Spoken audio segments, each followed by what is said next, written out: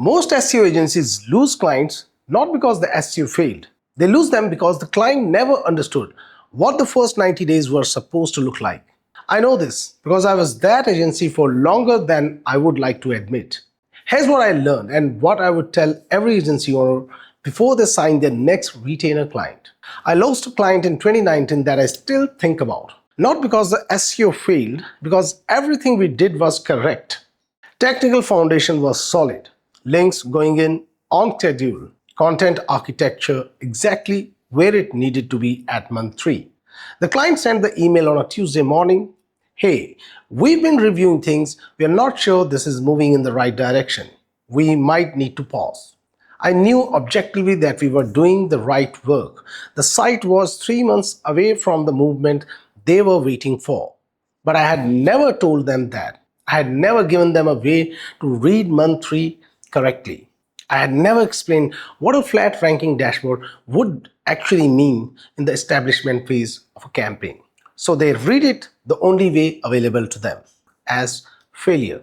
The client cost me more than the retainer, and it was entirely my fault, not the SEO, the communication architecture around it. That single experience changed how I run every engagement at RankChecker. Here's the system I built from it. The any updates email is not a communication preference. It's a retention warning signal. By the time a client sends it, they are actually questioning the investment. The anxiety that precedes cancellation has already set in. You're not dealing with a dissatisfied client. You are dealing with a client who was never oriented correctly to what the first 90 days of an SEO campaign actually look like. That's a problem that started before the contract was signed. Not in the delivery, in the conversation before the work began. Most agency owners treat early churn as a results problem. If I could just show them a ranking movement, they would stay. So they chase rankings that are not ready yet. They overpromise on timelines. They add more deliverables to prove they are working. None of it works. Because the problem was never the results. I want to make a connection that most people in this space do not make. The difference between an agency stuck at 20,000 a month and an agency compounding toward 50,000 is almost never the quality of the SEO work. It's almost always this. The agency that is stuck is constantly replacing clients. The agency that is growing is compounding on clients it already has. I watched this play out with an agency we work with closely. When we started working together, they had 8 retainer clients. The founder was personally on every client call. Revenue had been flat for 11 months, not because they were losing pitches, because every time they won a new client, they were losing one they already had. The churn was invisible to them because the new client replaced the lost one. The revenue line looked stable. The business was running on a treadmill. We did not fix their link building first. We fixed their client communication architecture first.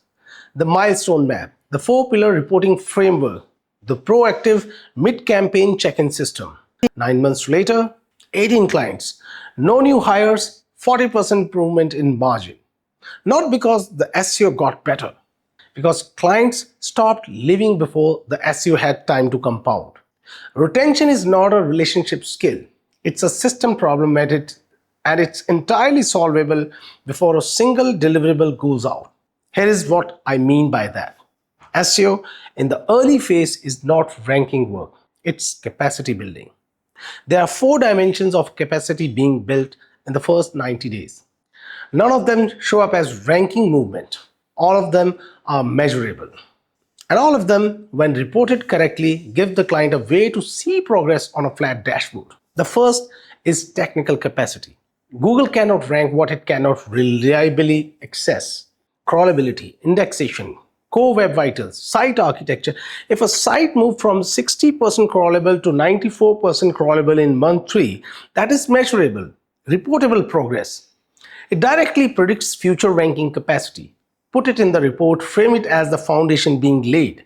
The second is content capacity, not publishing volume, the life cycle coverage. You earn the right to rank for flagship keywords by first establishing authority across supporting terms.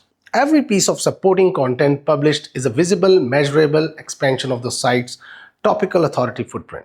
That is a result, the real one. The third is link authority capacity. Links are not interchangeable units. A link built in a month 1 has a completely different purpose than a link built in month 6. We call this the link authority lifecycle at RankChecker. 3 establishment phases: exposure, expansion, and consolidation. A site in its first 90 days has no business pursuing the same signals as a site with 3 years of domain history. When the sequence is right, Google cannot distinguish built authority from earned authority. That's the entire point. Report the phase the site is in. Show it progressing. The fourth is the brand signal capacity. Brand search volume, editorial mentions, topical depth. This shows up 6 months later in the ranking stability. Sites with strong brand signals survive algorithm updates. Sites without them get knocked around every time Google adjusts. Month 1 brand signal work is invisible to a rank tracker and absolutely critical to long-term performance. Report it. Rankings are a lagging indicator. By the time they move, the work that caused them was done 3 months ago. Reporting only rankings in the early phase is watching the river instead of the rain clouds. Here are the 3 systems that fix this permanently. None requires faster results. None require lower pricing. All of them happen before the campaign starts. The first is the expectation agreement. Before any work starts, the client receives a milestone map, not a guarantee, a narrative.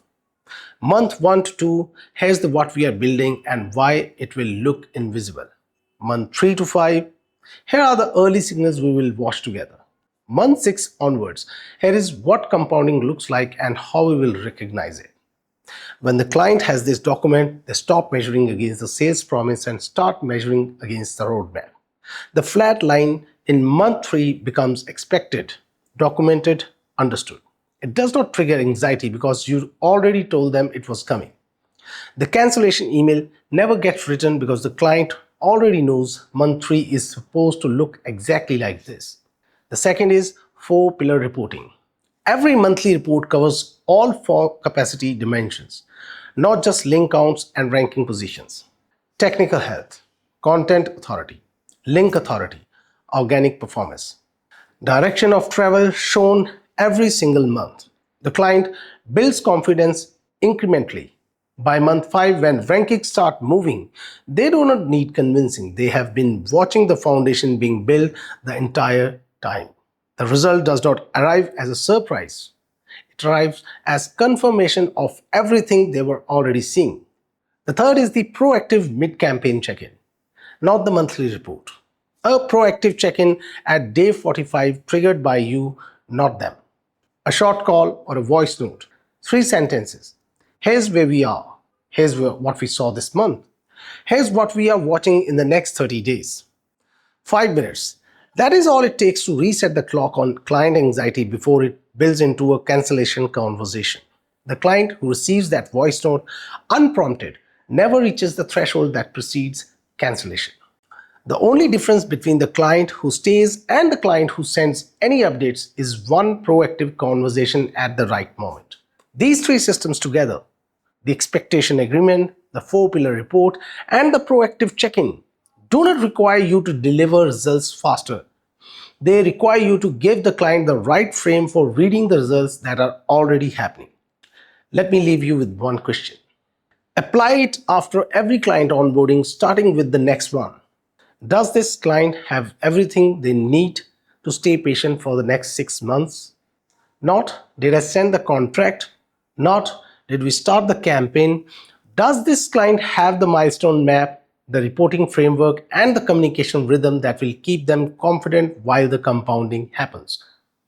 If the answer is no, the retention problem has already started. The agencies that retain clients for 12 months are not the ones with the faster results. They are the ones who built the communication architecture before the campaign started.